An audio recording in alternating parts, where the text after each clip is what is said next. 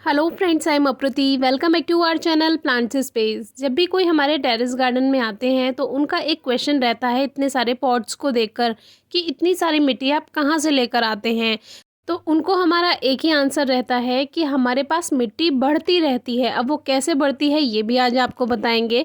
सबसे पहले ये कुछ पत्तियां हैं जो कि हमारे टेरेस गार्डन में हमें मिलती ही रहती हैं। अगर आपने 10 गमले लगाए हैं, 12 गमले या 15 गमले भी अगर लगाए हुए हैं तो भी आपके प्लांट से पत्तियां ज़रूर निकलती होंगी। अगर आप उनको कलेक्ट करें तो आपके पास भी काफ़ी मिट्टी या उसका खाद बनकर तैयार हो जाता है, जिसे लीफ कंपोस्ट कहते हैं। लेकिन जैसे हम अपने टेरेस गार्डन में सफाई करते हैं और उसमें थोड़ी मिट्टी निकलती है, थोड़ी पत्तियां निकलती हैं, अगर हम उसको भी इकट्ठा करते रहें तो उससे भी मिट्टी बनकर तैयार हो जाती है। तो इस तरह से ये जो मिट्टी आप देख रहे हैं ये पत्तियों से ही बनकर तैयार हुई है। और केवल पत्तियां नहीं, गार्डन में जितना भी कूड़ा इकट्ठा होता है उसमें मिट्टी भी होती है थोड़ी बहुत, जो उड़कर आ जाती है या गमलों से गिर जाती है।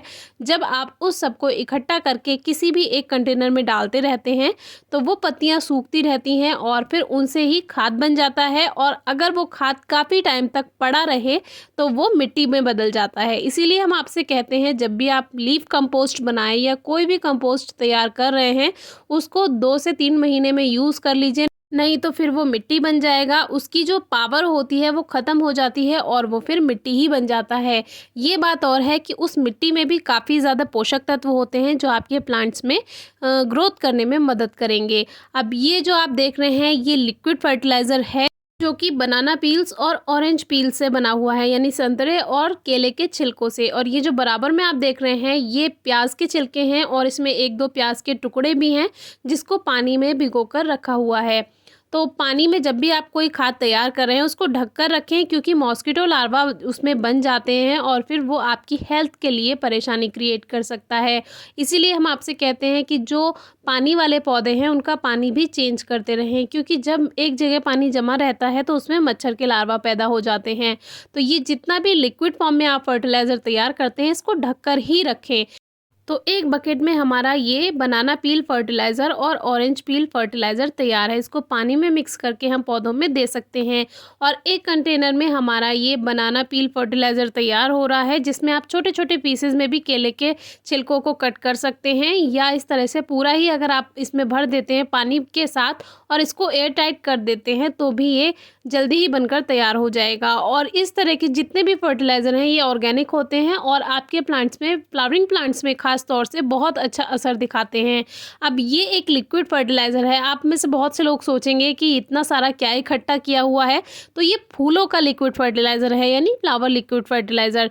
जितने भी दिवाली की पूजा में अगर आप कोई फूल यूज़ करते हैं तो आप चाहें तो उनको कंपोस्ट बना सकते हैं, यानी सूखा फर्टिलाइज़र, ड्राई फर्टिलाइज़र, या इस तरह का लिक्विड फर्टिलाइज़र भी आप तैयार कर सकते हैं।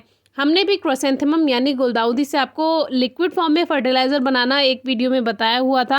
तो इस तरह से आप ड्राई फर्टिलाइज़र यानी कंपोस्ट बना सकते हैं और लिक्विड फॉर्म में भी फर्टिलाइज़र बना सकते हैं, या बायो एंजाइम भी आप इस तरह से बना सकते हैं।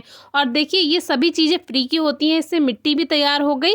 वैसे तो ये सूखा खाद बना था, लेकिन अगर कभी आप किचन वेस्ट का यूज़ करके भी खाद बना रहे हैं और वो गीला हो जाता है, या तो आप उसमें थोड़ी सी मिट्टी मिक्स कर दीजिए या फिर उसको धूप में थोड़ा सा सुखा दीजिए, वो ठीक हो जाता है, यूज़ करने लायक हो जाता है। जो भी आप ड्राई फर्टिलाइज़र यानी सूखा खाद बना रहे हैं, जैसे किचन वेस्ट से या कंपोस्ट बनाते समय अगर वो गीला रहा थोड़ा बहुत तो उसमें कीड़े हो जाएंगे।